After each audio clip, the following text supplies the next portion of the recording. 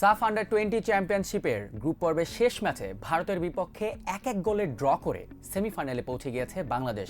Fahim, Ronan সুলিভানের অ্যাসিস্টে আব্দুলের গোল এবং ভারতের বিপক্ষে সমতায় ফিরে শেষ পর্যন্ত আর ম্যাচটি জিততে না পারা একটি আফসোসের কারণ হয়ে থাকবে।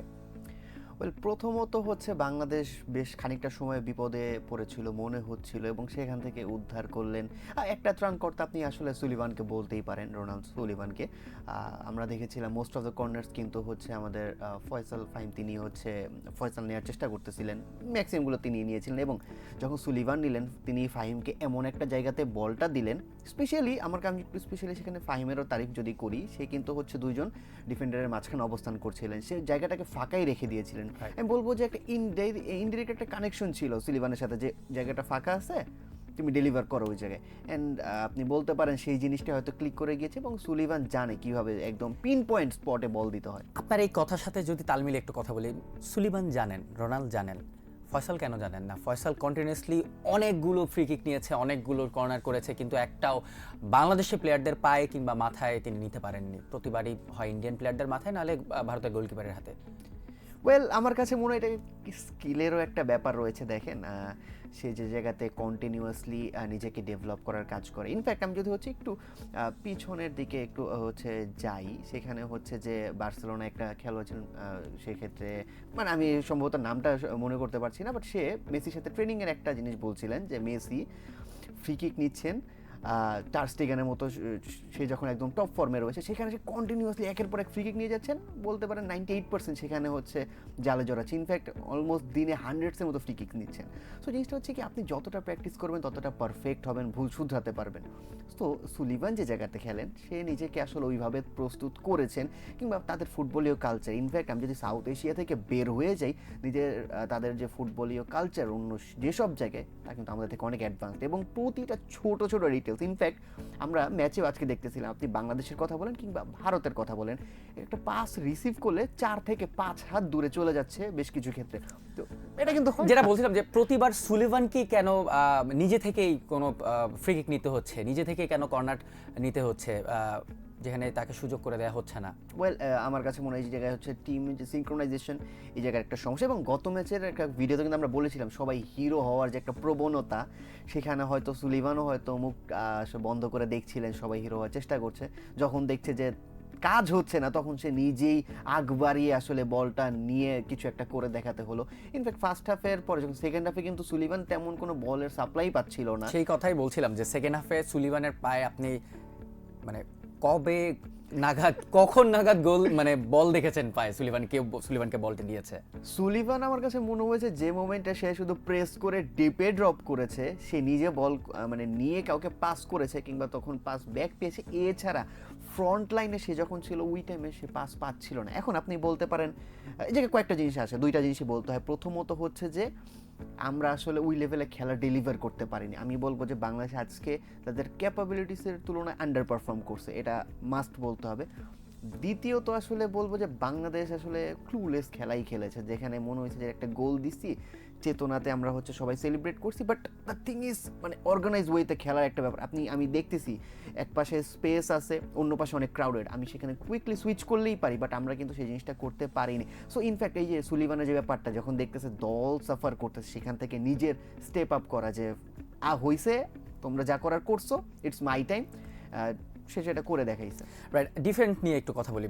পুরো ম্যাচ জুড়ে রাইট ব্যাক পজিশনে রিদওয়ান খেলেছিলেন, অনেকগুলো বল তিনি মিস করেছেন, তিনি ফার্স্ট টাচ ক্লিয়ার করতে পারেননি, পাসিংয়ের সমস্যা ছিল, এরপরও তাকে পুরোটা ম্যাচ জুড়েই খেলানো হয়েছে। ডেকলান সুলিভানকে কেন একটি সুযোগ দেওয়া হলো না? যে মানুষটা ইউএসএতে তার ক্লাবে রেগুলার স্টার্টার, সে বাংলাদেশে কিভাবে এইজ লেভেলে স্টার্টার হয় না, তা অ্যাটলিস্ট আমার বোধগম্য নয়। নাকি ডেকলান সুলিভানকে রেখে দেওয়া হয়েছে ফাইনালে গিয়ে, মানে সেমি পার হয়ে ফাইনালে গিয়ে ভারতের বিপক্ষে যখন নামবে একটা সারপ্রাইজ প্যাক হিসেবে, তখন ভারত তাকে নিয়ে স্টাডি করবে না আর ডেকলান সুলিভান নেমেই কিছু একটা করে বসবে এই সেজন্য?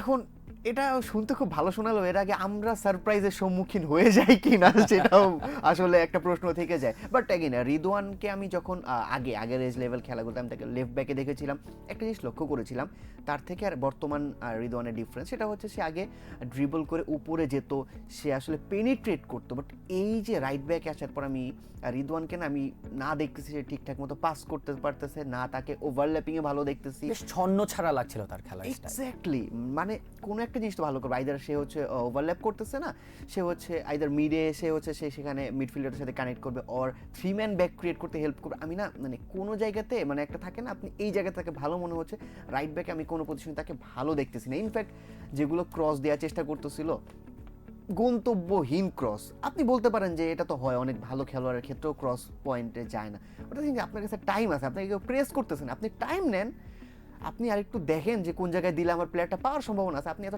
তাড়াহুড়া করে মানে যেখানে আপনাকে কেউ প্রেস করতেছেন ওই মোমেন্টে এত তাড়াহুড়া করে গন্তব্যহীন ক্রসগুলো আসলে কার উদ্দেশ্যে দেওয়া হয় সেটা আমার আসলে মাথায় ধরেনি। ডেকল্যানকে কেন খেলানো হচ্ছে না?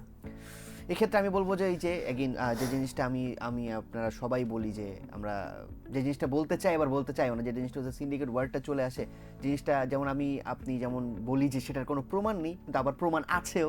প্রমাণ হচ্ছে যে এই সমস্ত জায়গায় যেখানে আমার এক্সিস্টিং প্লেয়ার ভালো করতেছে না সেখানে আমি কেন তাকে রিপ্লেস করতেছি না। সো ব্যাপারটা চলে আসবে, আপনি হচ্ছে বলেন আর না বলেন, মানেন না মানেন, যে আলটিমেটলি সবাই তো দেশের হয়েই খেলছে, সো দেশের কোনটাতে ভালো হয় কোচদের তো সেদিকে একটু লক্ষ্য রাখা উচিত, তাই নয় কি? অনেক সময় থাকে না যে হচ্ছে বাবা মার ক্ষেত্রে দেখা যায় যে কোনো একটা সন্তানের প্রতি একটু আদর বেশি তাদের থাকে। এখন আমি জানি না আমাদের আসলে যারা ম্যানেজমেন্টে রয়েছেন বা আমি যা বলতে চাচ্ছি কোচিং প্যানেলে আছেন তাদের হয়তো আদরটা হয়তো নিজেদের খেলোয়াড়দের প্রতি বেশি, তারা হয়তো চান যে সে ভালো করুক, কিন্তু ওই যে তাকে পুশ করতে যেয়ে দেখা যাচ্ছে, ধরেন ইনফ্যাক্ট আজকে যদি ডেকল্যান খেলতো, ধরেন ইন্ডিয়ায় এরকম খেলাই খেলতো, শুধু ওই যে একটা কি ভালো ক্রস আসতে পারতো না, একটা বার কি হচ্ছে ডেকল্যান ঢুকে যেতে পারতো না, সে কিন্তু একটা অ্যাসিস্ট পেয়েই যেতে পারতো কোনো না কোনোভাবে। সো আমার কাছে মনে হয় যে গ্রুপ চ্যাম্পিয়নটা আমরা হতে পারি নাই, তার একটা কারণ হয়তো হতে পারে, আমি বলতেছি না যে ডেকল্যান আসলে বোধহয় আমরা একদম ছিঁড়ে ফেরে দিতাম, জিনিসটা এমন না, বা জিনিসটা হচ্ছে আমার কাছে মনে হয় বাংলাদেশের খেলা এনহ্যান্স করতো, সেখানে দলের সিনক্রোনাইজেশন আরেকটু আমরা ভালো দেখতে পেতাম। আরেকজন প্লেয়ার নিয়ে বেশ কথা হচ্ছে সোশ্যাল মিডিয়াতে এখনই, অলরেডি ম্যাচ শেষ সাথে সাথে, এই যে ইব্রাহিম হাসিব নওয়াজ, তাকে স্টার্টিং 11-এও রাখা হয়নি, পরবর্তীতে নামানো হয়নি। এই মানে যেখানে কোর প্রবলেমটাই আজকের ম্যাচে একদম ভিজিবল ছিল, যে মিডফিল্ড থেকে মিডফিল্ড নিয়ন্ত্রণ করতে পারছে না, বল কেউ সামনে ফরওয়ার্ডকে দিতে পারছে না, ড্রিবল করতে পারছে না, সেখানে ইব্রাহিম নওয়াজকে কি সুযোগ দেওয়া যেত কিনা? নামাজকে গত ম্যাচে যে সুযোগটা দেওয়া হয়েছিল যতক্ষণ সে খেলেছে, নামার পরে সে যতক্ষণই খেলেছে সে কিন্তু বুঝিয়েছে আমি বাকি যারা এতক্ষণ খেলছে তাদের থেকে আমি বেটার ডেলিভার করতেছি, ফিজিক্যালি সে বেটার ডেলিভারি করতেছে, সে ড্রিবল করতেছে, সে পাসও ভালো ডেলিভারি করতেছে। সো এরপর একটা মানুষের আর কি লাগে, আপনি একটা মিডফিল্ডার হিসেবে আপনি তার কাছ থেকে আর কি চান? তো এই জায়গায় আমি বলবো যে এই নেওয়াজের ক্ষেত্রে কথা বলাটা একদম স্বাভাবিক, প্রশ্ন ওঠাটা খুবই স্বাভাবিক, এবং প্রশ্নটা এমনভাবে ওঠা উচিত যেন হচ্ছে কর্তৃপক্ষের কাছ থেকে কিছু একটা অ্যান্সার আসে, যে আমরা এই কারণে হয়তো আমরা তাকে খেলাইতে পারিনি। যেমন গত ম্যাচে আমরা খুব বোল্ডলি আমরা বলতে পারি সোশ্যাল মিডিয়াতে আওয়াজ তুলতে দেখেছি, যার কারণে কিন্তু আমাদের ক্রীড়া প্রতিমন্ত্রী কিন্তু সেই ব্যাপারটাতে ইন্টারফেয়ার করেন এবং সেখান থেকে কিন্তু তিনি একটা নজরদারি ব্যবস্থা করেন। তো সেখান থেকে আমার কাছে কতটুকু আপগ্রেড হয়েছে তা আমি এখনও বুঝতে পারতেছি না, তবে এই ব্যাপারটা আসলে নজরে আসা উচিত, যেখানে আমার দলের সুযোগ ছিল ম্যাচটা জিতে গ্রুপ চ্যাম্পিয়ন হয়ে যাওয়া। আপনি যত যাই বলেন সেমিফাইনাল তো অলরেডি নিশ্চিত ছিল এই ম্যাচ খেলার আগেই, তবু একটা উইনিং মেন্টালিটির একটা যে ব্যাপার আছে, আমরা আসলে ফ্যানরা আসলে চাই যে আমরা সাফকে আসলে গোনায় ধরতে না বলতে সাফটাকে কনকার করে আমরা তারপর পরের স্টেপে যেতে। সো এই জায়গায় যদি আমরা একটা ড্র নিয়ে আমাদের খুশি থাকতে হয় তাহলে তো কনকার করা হলো না, মেন্টালিটি আপগ্রেডেশন আসলে দরকার, এবং এই ছোট ছোট আসলে আমার কাছে মনে হয় যে গোরামি থেকে আসলে বেরিয়ে আসা দরকার। এই গোরামিগুলোর কথা বলছিলেন যে পুরো ম্যাচ জুড়ে বাংলাদেশের কীরকম মেন্টালিটি চেঞ্জ হওয়া দরকার বলে আপনার মনে হয়, এবং তাদের ফিজিক্যালিটিতে দেখলাম শেষ মুহূর্তে গিয়ে সেকেন্ড হাফে গিয়ে বেশ ধুঁকতে হয়েছে বাংলাদেশের প্রতিটা প্লেয়ারকে, বল রাখতে তারা পারছিলেন না, পা থেকে বল ছুটে কয়েক হাত সামনে বারবার বল চলে যাচ্ছিল, তারা ক্রসের ক্ষেত্রে পারফেক্ট ক্রস তো দূরে থাক, সেটাকে লব ক্রসও না দিয়ে একদম গ্রাউন্ড ক্রস হয়ে যাচ্ছে, সেটা ইন্ডিয়ানদের পায়ে বল চলে যাচ্ছে বারবার। এই প্রবলেমগুলো সলভ করতে মানে কি আদৌ কি সময় লাগবে সিনক্রোনাইজ করতে, নাকি আসলে গোড়াতেই সমস্যা? দুইটা জিনিস একটা আমি সমস্যা বলবো। প্রথমত বলবো যে আমাদের কিন্তু টিম ম্যানেজার সামিত কাজম কিন্তু হচ্ছে কিছুদিন আগে বলেছিলেন যে ফিল্ড নিয়ে তিনি কমপ্লেন করেছিলেন, এবং সেটা আসলে মানা যায়, কারণ আমরা দেখেছিলাম বাংলাদেশ এবং ভারত দু দলের খেলোয়াড়রাই বেশ কিছু সময় স্লিপ করছিল, ইনজুরির একটা চান্স ছিল, সেক্ষেত্রে বড় ধরনের সমস্যা, আপনি ফিল্ডের দোষটা দিতে পারেন। বাট এছাড়াও আমি যদি ওই দিকটা সাইডে রাখি, ফিল্ডের ভুলগুলো বাদ দিয়ে যে সমস্ত জিনিস আপনার থাকার কথা, যেমন আপনার বল কন্ট্রোল, আপনাকে কেউ একটা পাস করছে লফটেড পাস, সেটা যদি আপনার মানে পা থেকে 4-5 হাত দূরে চলে যায়, সেটাকে আপনি হয়তো ফিল্ডকে দোষ দিতে পারবেন না। Very true. সেটা আপনার টাচটাকে আপনি কীভাবে রিসিভ করতেছেন সেটার উপর ডিপেন্ড করে। এখন আমাদের সময় এসেছে যে টেকনিকের দিকে আরও ফোকাস দেওয়া। দেখেন, আমরা আসলে সবসময় একটা জিনিস কি, নিজেদের গণ্ডির বাইরে চিন্তা করতে চাই না। আমি যখন জাতীয় দলে খেলতেছি মানে কি আমি দেশ সেরা খেলোয়াড়, এইটাতে যখন আমি খুব স্যাটিসফাইড হয়ে যাব না, তখন আমার ইমপ্রুভমেন্টের জায়গা আসবে না। আবার যখন আমরা সাফে ইন্ডিয়ার সাথে টক্কর দিতেছি, কখনো আমরা জিততেছি তো কখনো তারা জিততেছে, এই যে আমরা জিতে যে স্যাটিসফাইড হয়ে যেতেছি না, এই জায়গাটা থাকলেও আসলে হবে না। আমি যে বললাম যে আমরা আসলে সাফ আসলে গোনায় ধরতে চাই না, তার মানে কনকার করতে চাই। এখন গোনায় ধরা মানে নেই না যে আমি ম্যাচ জিততেছি হারতেছি এরপর আমি আসলে গোনায় ধরবো না, জিনিসটা এমন না। সো আই থিঙ্ক মেন্টালিটি আসলে এমন হওয়া উচিত, আমি বড় দলের বিপক্ষে খেলবো, ইভেন আমার কাছে মনে হয় কি বাইরে একটু ক্যাম্প বেশি করা উচিত। কেন বললাম, বাংলাদেশের ফিল্ড অত বেশি ভালো না, এটা আপনি সবাই জানেন। খেলোয়াড়দের সাথে যতটুকু আমার কথা হয়েছে তারাও বলেছে যে আসলে মাঠটা নিয়ে তাদেরও অনেক কমপ্লেন। সো আমি যদি বাইরে মাঝে মাঝে, যেমন ধরেন কোনো একটা ব্রেক চলতেছে, ওই ফাঁকে যদি কিছু ক্যাম্প যদি করে আসতে পারি, ওই ফিল্ডে তারা খেলে আসলো বা প্র্যাকটিসও করে আসলো, আমার কাছে সেক্ষেত্রে বাফুফে একটু খরচ বেশি যাবে, বাট আই থিঙ্ক সেটা ওয়ার্থ ইট হবে। আজকের ম্যাচের প্রথম হাফেই লাল কার্ড দেখেছেন বাংলাদেশের যে কোচ মার্ক কক্স। সেমিফাইনালে তিনি ডাগ আউটে থাকবেন না, এতে কি বাংলাদেশ দলকে এফেক্ট পড়বে কিনা? এই জায়গায় ব্যাপারটা চলে আসে যে আপনি মার্ক কক্সকে আসলে কতটুকু সময় দেখেছেন যে অ্যাক্টিভলি কাজ করতে, বা কতটুকু তাকে দেয়া হয়েছে। আমি প্রশ্নটা এইভাবেও করতে পারি। আমরা কিন্তু ম্যাক্সিমাম টাইম তাকে দেখিনি, যেখানে তার থাকার কথা, যেখানে মিশু ভাই আসলে তাকে গাইড করার কথা, কিন্তু মনে হচ্ছে যে মার্ক কক্স এসে তিনি মিশু ভাইকে গাইড করতেছে। সো ব্যাপারটা অনেক প্রশ্ন রেখে যায় আসলে। হেড কোচ এসে অ্যাসিস্ট্যান্ট যে কোচ তাকে গাইড করতেছে, মানে অনেক প্রশ্ন আসলে সেখানে থেকে যায়। সো আমি বলবো যে সেখানে অবভিয়াসলি আমরা দেখেছি যে আগেও ইউরোপিয়ান ফুটবলেও দেখেছি, যেখানে ম্যানেজার অনুপস্থিত থাকলে ফোন কলে অনেক কিছু হয়তো সে ইনস্ট্রাকশন দিয়ে থাকে।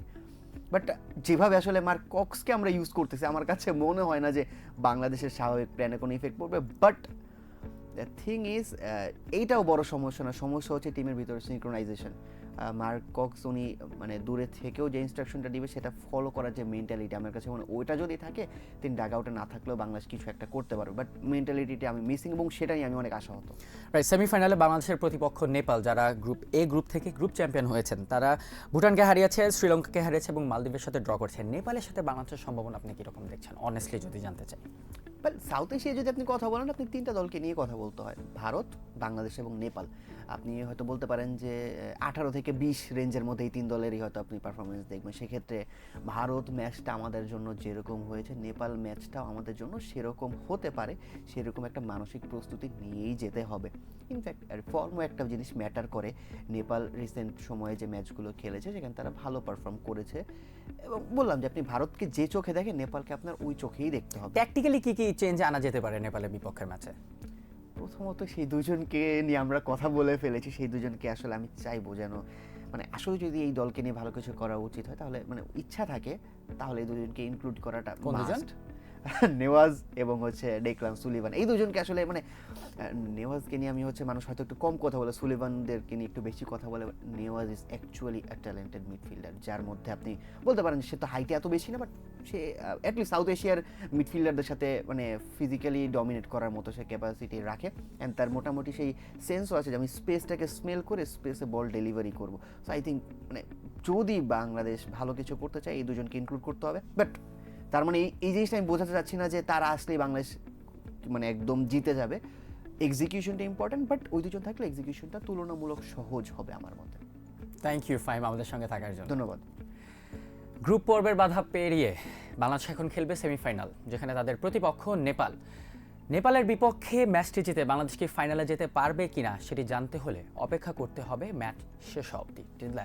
সবাই ভালো থাকুন, সুস্থ থাকুন, মোস্ট ইম্পর্টেন্টলি টাইমস অফ বাংলাদেশের সঙ্গে থাকুন।